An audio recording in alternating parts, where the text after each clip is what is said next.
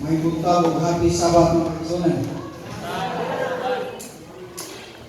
Actually na kuwan ko mga kaigsoonan kaya nasa kamali ni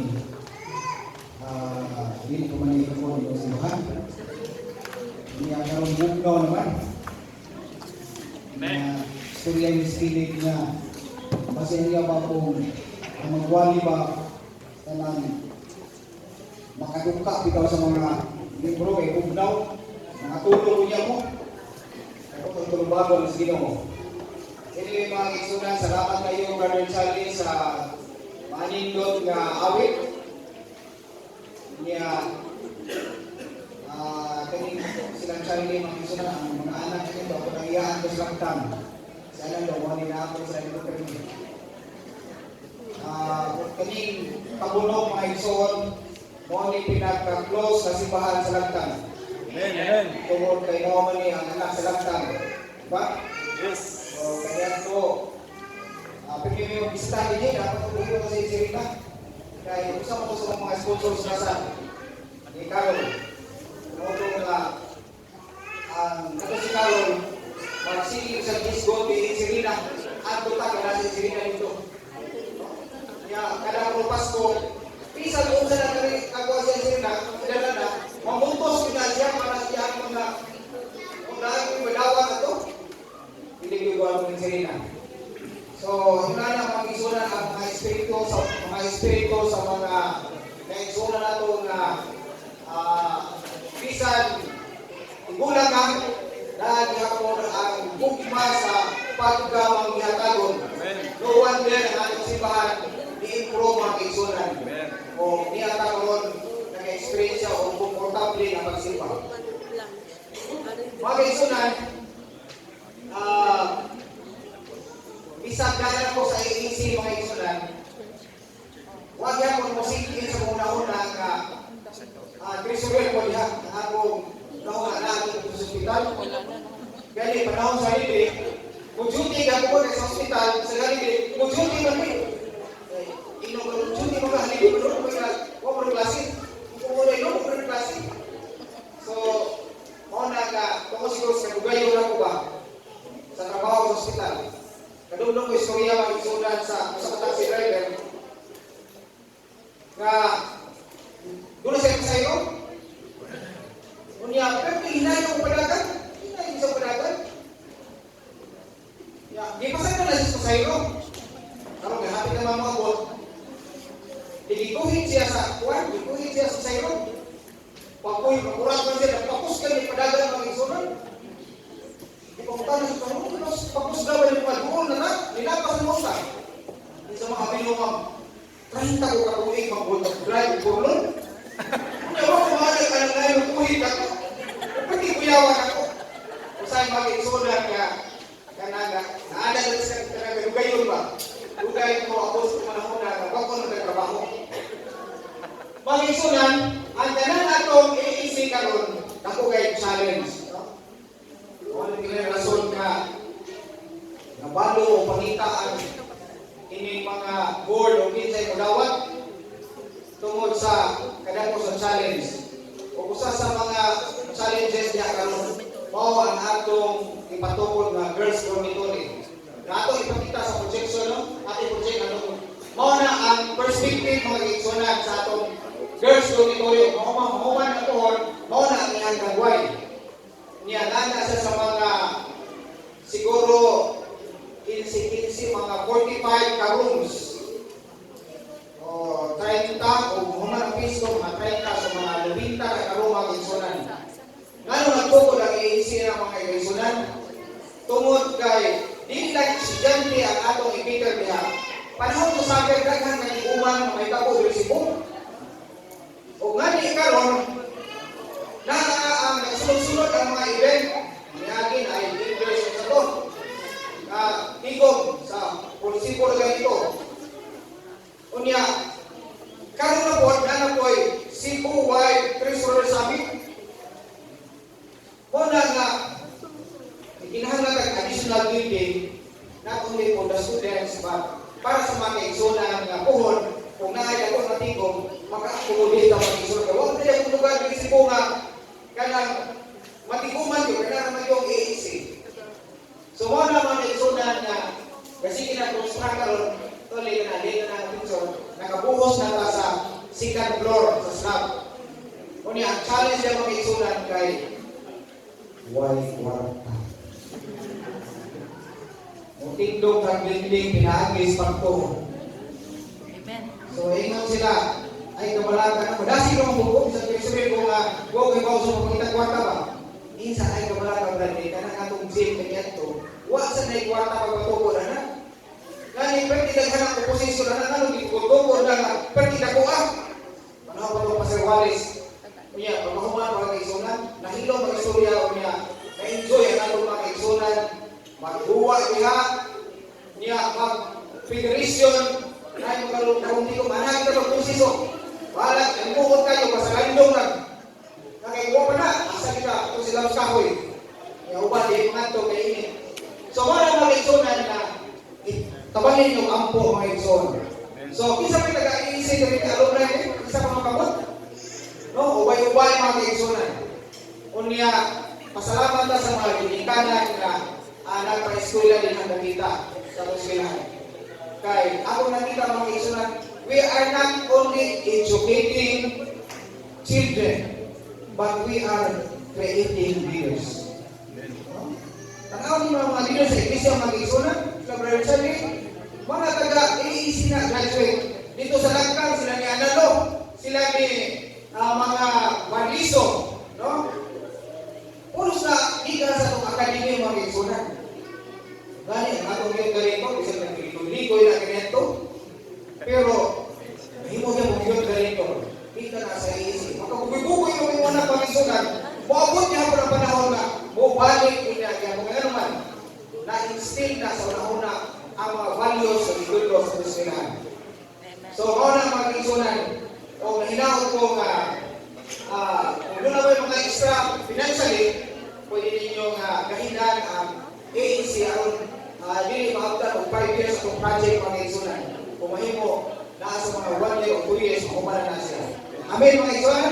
Amen! Okay. Ato ka sa atong mensahe mga kaigsunan. Ang atong takina, asong sila yun. So ato nilalion mga kaigsunan. Kung doon na mo yung Biblia mga kaigsunan, ang liha ininit niyo liha sa Matthew 13. Matthew 13. Usa na siya kapanagulo mga kaigsunan na gisbutan ni Jesus. Na ang ginabuhi ni Jesus mga kaigsunan, susagad na sa itong ginabuhi na miss up kayo. No, kay ang iyahang mga igsuon, dili man sila igsuon sa usap amahan o sa kainahanan. No, ang iyahang igsuon, ang iyang amahan doon na anandaan. Before na ninyo ni Mary. Kunya, nagkaanak po sa Mary, daghan po siya o naanak ang Mary, naanak po si Jesus, ito na bilongso. Pagkahantong ni Jesus, doon ay mga controversy sa iyong kinabuhi, kaya ibukahan man siya sa mga Parisiyo. So, huwag po bilis palay, o nagkaanin mga Parisiyo, mga Israel, sila yung mga takas o posisyon sa kapiliban kanya ito kay kanang Israel, igamahan mo na sa mga pari, no? Mga Parisiyo. Unya, sila na mga insakto, hindi masayon. Unya, kay sa tanang wali ni Jesus, focus man again sa mga Parisiyo. Muna nga, di na kamita rin sa Parisiyo. O gagawin mo na isuon, mabalaka po. Kasi may isuon man. So, ikaw ba, kanang imong sinutian, kanang imong mga pinulungan, puros na again sa Parisiyo. Kung yung sa may ito ko, kita, ito pamilya, kontrahan ka. So, di na magtiwag si Jesus, adto siya. Hindi mga panahon na mag-isan, ni gawas si Jesus, ni adto siya sa lakeside. No? Dito siya sa lakeside. Ganyan, ito dire. The same day, sa versikulo 1, the same day, when Jesus out of the house and sat by the seaside. Dapat na diligan na is with seaside. Di-add ko si Jesus sa seaside. Kunya, pag ako ito, and the great multitude multitudes were gathered together unto him, so that he went into a ship and sat, and the whole multitude stood on the shore. So, kung ito, dali na kayo kay nawin lang naman si Jesus. Ni Aito siya nito, dali na kayo nakapapot ang mga tao. O parangita niya lang, ang mga tao parang nagulog yun, nisa kaya sa lubang ka, o nagpatulod siya kamay dito sa laon-laon. Anong wak na may makasunod, makaduhol niya tayo. So, dito, nagsugod siya, o wali makisunan. O niyon siya sa versikulo 3, and he spake many things unto them in parables, saying, no? Doon na siya mga parabulong nga isulti, ngadto sa mga kaigsunan niya, o dito sa mga katawan na nagatubang niya, o niyon siya, behold, a sower went forth to sow.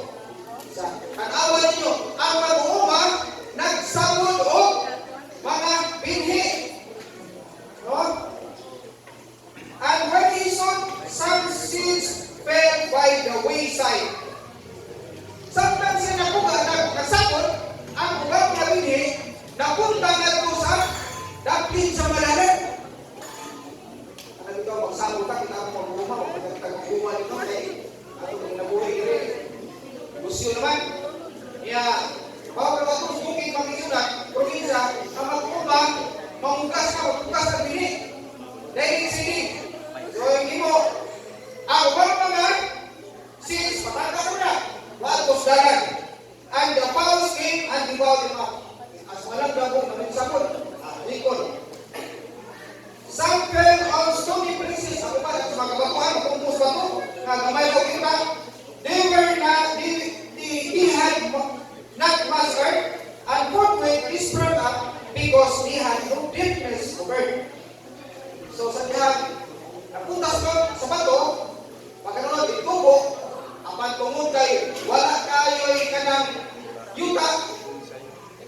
So kuno, and when the sun was up, they were scorched, and because they had no root, they withered away. So ang mga bilhin, is bato, matuon mga yuta, tungod kayo, di man nagkikasang yuta, pag sila nitubo, pag sila sa nitubo, o niya, wak po mula ho tayo nalayak kung kayo wak may sakto na nutrients.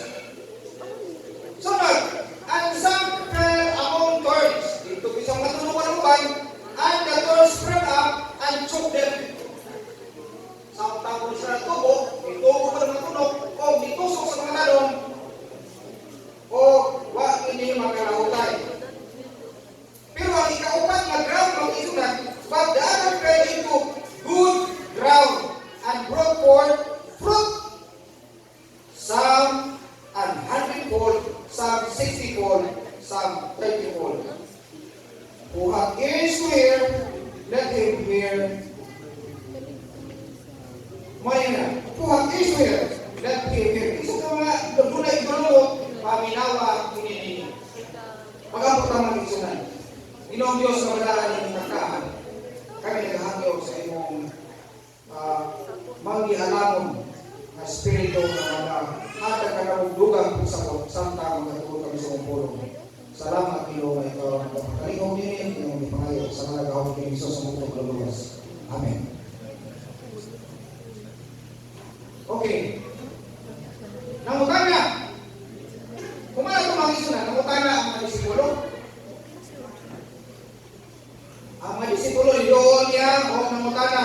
Siya, why speakest thou unto them in parables? Ano man ka, ipaagi man yung parabulo?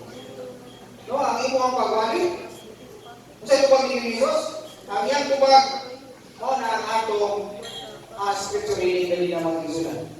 And he answered unto them, because it is given unto you to know the mysteries of the kingdom of heaven, but to them, it is not given. Kamu, sunod mo na ko, nahatag ninyo ang misteryo sa gingharian sa langit. Apan kami sila, pwede sila matagain. Wala ang tubag ni Jesus. Pero pagkapot sa discourse sa mga kaigsunan, iyan ihubad ang mga parabulo. No? Nakawan niyo sa versikulo 18, ang inyong mga Biblia. Ingon siya, hear ye therefore the parable of the sower. Mauni siya ang parable of the sower. Mauni ang iyang meaning.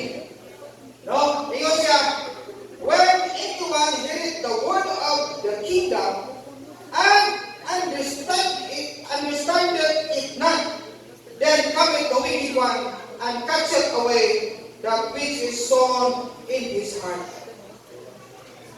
This is he which received seed by the wayside. Sa mga primero mga isunan?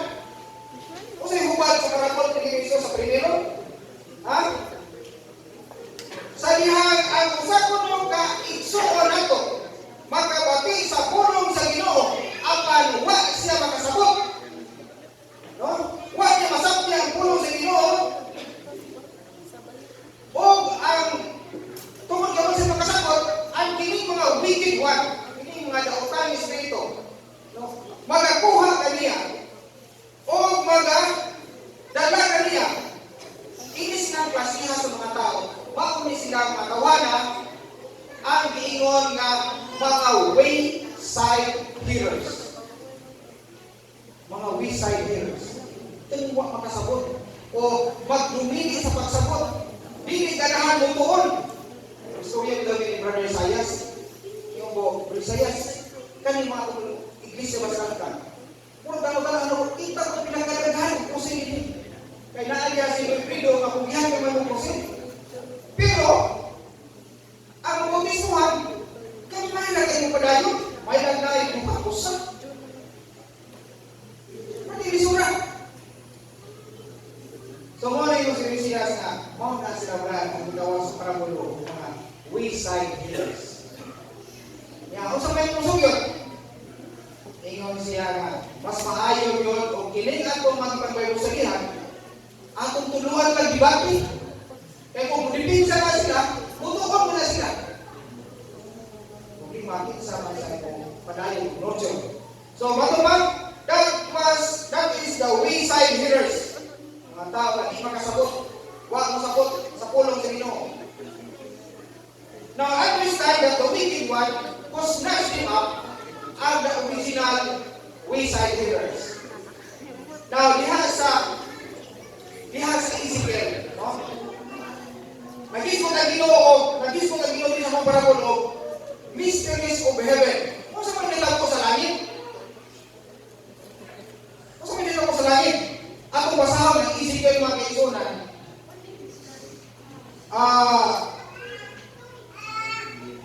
Kapitulo 18.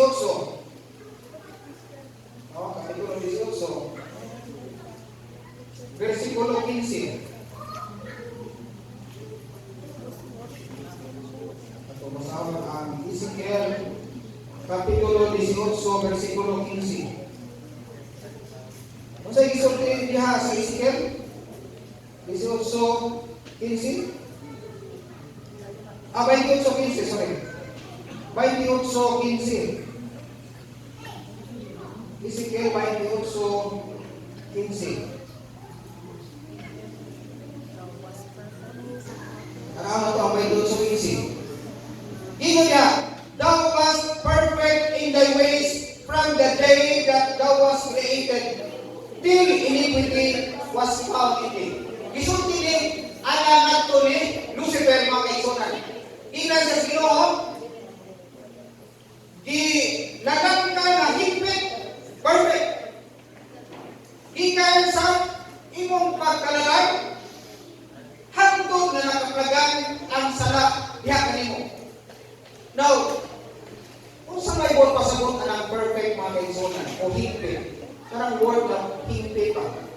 Kung sa may meaning ng higpit, perfect, without blemish, no? Sapa, complete, o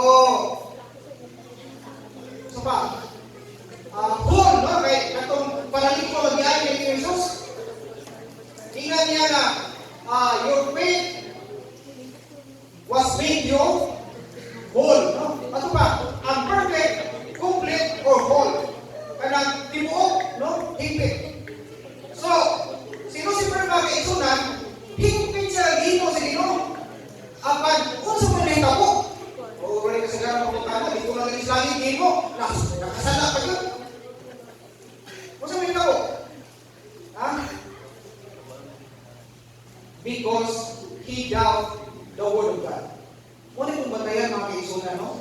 Kita ka mag-isa. The moment without magwaduhang sa pulong sa Ginoo, o nang panahon na ka magsugod po ka question o mag-anam ka o sana will be drifting away. No? Maanod na mag-iisunan. Basta mabot ang pagbaluha na atong basahan mag-iisunan sa sinuntan ni Mrs. White sa Darkness Before Dawn. Atong basahan ng mag-iisunan. Kung sa isuwag ni Mrs. White sa Darkness Before Dawn. Nag-inom siya, it is a masterpiece of Satan's deception. Masterpiece of Satan's deception.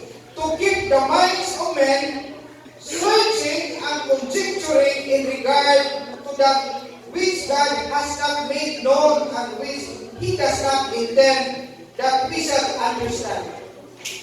Sa tayo ko, no? Mao na yung masterpiece sa Ginoo sa iyang deception. Nga, dito sa langit, dunay mga butang nga ipadayag sa Ginoo niya o sa mga angin. O gusto niya nga siya kay Manok, apan ang Ginoo dili na kabubuton sa Ginoo kay Manok. Kung sa Ginoo, iya kinindi. It was thus that Lucifer lost his place in heaven. He became dissatisfied because all the secrets of God's purposes were not confided to him, and he entirely disregarded that which was revealed concerning his own work in the lofty position assigned him. By arousing the same discontent to the angels under his command, he caused their fall. Nahimo na rin siyang sulsultan sa iyang mga discontent may mga isulan. Nahimo siyang sulsultan, dili konsultan ha. Nahimo sulsultan, tinsulsol sa mga pilo angels niya ka. Ginoo dito bagyan kayo. Daghan pa kayo siya mga butang, wa niya kinibil sa iyang mga binuhat na dili matatapagkasasala. So, nagtumanay nakahulog silang mag-isunan. O iyong mag-iri. No? By arousing the same discontent in the angels under his command, he caused them fall. Now, he seeks to imbue the minds of men. Imbue the minds of men with the same spirit to lead them also to disregard the direct commands of God. Wala karong mag-isunan. Nadaghan kay tagtawag ka ng mga mental health issues. Sa niyang itindag sa lalong siba, kung sa iyang gamit. Naging mong pagulang Ginoo nga di mo sa niyang makaon kung mabungan ikaw niya, mamatay mo. Ginoo si Juan, ibubay nila si Pao. Huwag mo maging ng ginawa na. Tanang kahoy, makakaon namin. Gawas mga pila ni kahoya. Mga Ginoo nga, was kaon yan mamatay din sa inyo. Ang Ginoo, hindi mo matay. Ang Ginoo, mga sa niyang kaon mo, maagpihin naman yung mga mata o mahimong sama sa Diyos. Iban ka na mag-isunan. Kinsa mahili madali na gusto ka mahimong Diyos? O na-fall into sin. Wala yung mga, nakapag itong mga istorya ko isa na, don't let your head, don't get into my head. Ayaw ko sundin sa imong nauna. Don't get into my head. Kung pasok, sa dihay ang yama, muso itong nauna pag-isunan, naatay tsansa ng magaw sa pagbiyahan sa yawa. Okay? Now, the second one, the second ground. So may second ground ng isunan.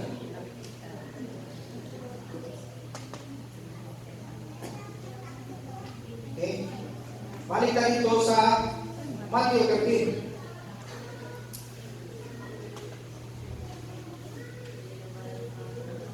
Ang ikaduhang pag-isunan, heard the word of the kingdom, ang ano salita, mo siya mga wayside hearers.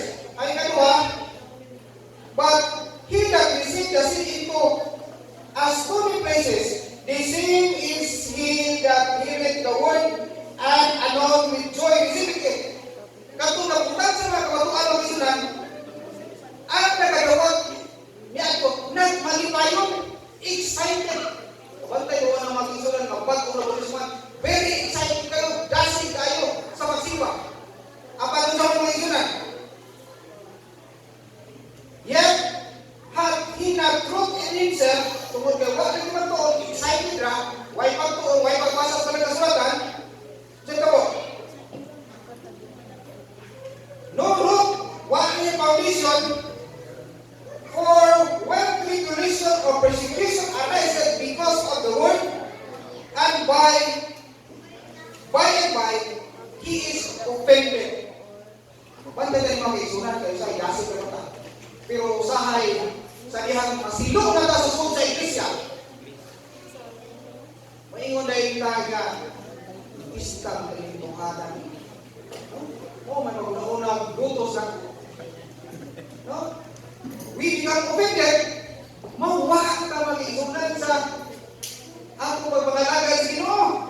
Kung ningon sa sikan nga, ground lagi niya, stony ground. Offended. Pinaman ninyo nga, ma-offend kung mag-isunan kung sukian na sa itong kinailan. Ha? Abay, tanan na ito, ma-offend ka. Kani mo kinailan, bro, wala mo kayo. Kung saan na ito, inig, kapatid ito, kung saan na ito, imon, lusinta ka, unting ka katulungan. Ano mo magsulti-sulti magana nga, mag-question na mong kinailan nga, kada ulit ako, so gato na sa ilo, mag-kinailan sa iko, unya, bati ko kinailan. Muna mag-isuna nga, kung mamati ta sa opinion sa uban, kada ko ng opinion mag-isunan, mauna siya yung pinaka-barato na community sa atong panahonan karon. Halos sa way belief, kay anybody can give opinion. So, ma-open ka, di ka ta musimba, magluhod ka ta. O hangtod nga, maluya ka, maulaw na ta musimba, unya, adi na lang ko, pagbalik na ko reliyon. Unya, kanina ba sa kita mag-isunan, why opinion, bisan pastor? Kadundong ko sa story ko sa Mariliano sa Sangkang. Yung sa ako yung mag-isunan, niagis ko ka-distoryo eh. Unya, saan ko pagka-distoryo? Di na ko na simba. O tungkol, di na ko na simba, nagnanaw-nanaw ko mag-isunan ko kung sa pinagmuna ako ikuli. Ngayon siya ato ko sa tuloy ko, wagay. Hindi ko na yan. Ay ko sa Sunday. Domingo man. Sakto-sakto paparihan ako tapos Domingo lang. Baptist, kumahon lang. Domingo lang yun. Yan sa akin lang kumusimba. Dirin lang ko. Ang kalakaman na sa galing yung maayo nga magluon ta mga isunan. So, naarapan mo ng Jesus. Ha? For when tribulation or persecution arise because of the word, and by, he is offended. Ang ikatulong ng isunan, he also that receiveth among the thorns is he that heareth the word, and the care of this world, and the deceitfulness of riches, took the word, and he becometh unfruitful. Ang ikatulong ng isunan, masrami kami. Kaya ano? Nagbasa ka? Nagtuon ka? Naliko na tayo sa pagtuon? Nahimo na tayong pangulo sa iglesia? Apan tungod sa kasakitingan ni Mondre, underline ang isunan, the deceitfulness of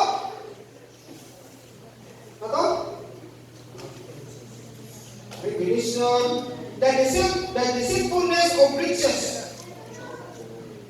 took the word and it became unfruitful. Yan ang mga isunan. Napanaganginan sa Ginoo, niyo inasin isunan ta. O ang ato una-una o kasintasing tuala dito sa kitawag deceitfulness of riches.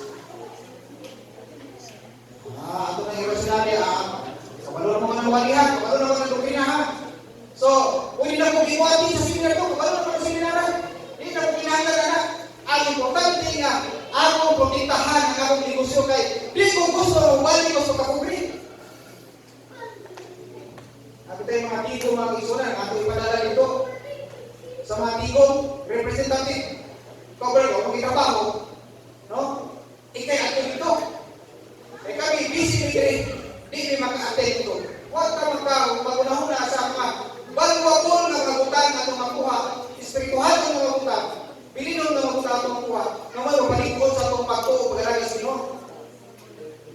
So, deceitfulness of riches, nag-absok sa pulong sa Ginoo. Yung kita mabasa yun. Usay mga kaigsoon na, magkonsinsa ko kaya no, ini mo dali-dali ka. Imagino nito sa Biblia ha, 7:30 ang devotional kadabuntag. Mag-worship yung na kadabuntag mga kaigsunan. Kunya, niyabot ang panahon niya, kaning tapunog, padung ng Tosmiller, perting trafika. So, bumatabig, alas 4, kinahanglan magkagikan ng alas 6, araw makaabot bibig alas 7 niya, panahon kasi. So, kung mga na itong di mata mga kaigsunan, na ay mga panahon na di na mag-worship sa balay, di na mabasa ang Biblia, naman atong itagaan o bini ang atong trabaho kaysa atong obligasyon na Ginoo o ang pag-worship sa Ginoo. So kung sa bayan ng mga kaigsunan, tingko pa sila kaning deceitfulness of riches. Kung unahuna ka na ang atong trabaho mas labaw kaysa atong pagpangalaga sa Ginoo, mao ni ang buyaw mga kaigsunan. Now, okay. Ang Biblia mga kaigsunan, dunay mga praktising nga pinatuto.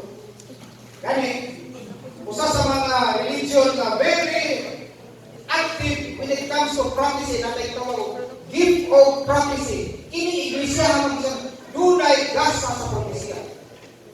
O ang atong usa sa mga doktrina nagsalita ang ganang sa doktrina sa Daniel. Ang Daniel mag-isunan, dunay propesya ng tawag 70 weeks. Kung saan nakabatian ng doktrina namin? Pastor Rodrigo na kasimila ka rin 70 weeks. Kanang 70 weeks mga kaigsunan. Mauna siya ang propesya sa pagkatao o pagkamatay ni Jesus. Na kung sa mga po niya ng mga kaigsunan. Ang natabo niya na ang mga Hudiyo pagkatao ni Jesus, nito ba ang mga Hudiyo ni Jesus? Ha? Bisag sila nagbasa sa propesya, wala sila nito, no? They understand it not. So, usahon sa consider, they became a wayside hearers. Dahil sila pinapapatay ni Jesus. So, sa ilang panahonan, they became a wayside hearers. Mga tao nga natisok niya sa dating sa kalaran na gigamit sa yawa o ginundan ng mga si Jesus. Sunod na practice pa kayo sunan. Kaya nang itawag 1,260 days. Kung saan na siya? Ha? Mata siya ang itawag dark ages. Nga ang mga katabahan kaya ito, di ba lutos na kung wag kang matisok pag-ayon sa kamaturan, wag ka na pundar kaya sa kamaturan, musulin din yung kamakaisunan. Kaya it's a bloody, no? Kung doon ang mga tao na nagbasa o Biblia o nagpulong sa pulong sa Ginoo. Gani, pinato ka Hudiyo, panahon sa Dark Ages na nakamatay, 6 million Jews ang namatay mga kaisunan tungod sa lotos. Mga Christians na namatay. So, kung saan po sila? Ha? Mga tao na napuntahan sa stony ground. Namatay, nakuban, pangpatay because tungod sa mga tao na naglutos na wa iya sa maturan. O karon mga kaisunan, doon na sa nila.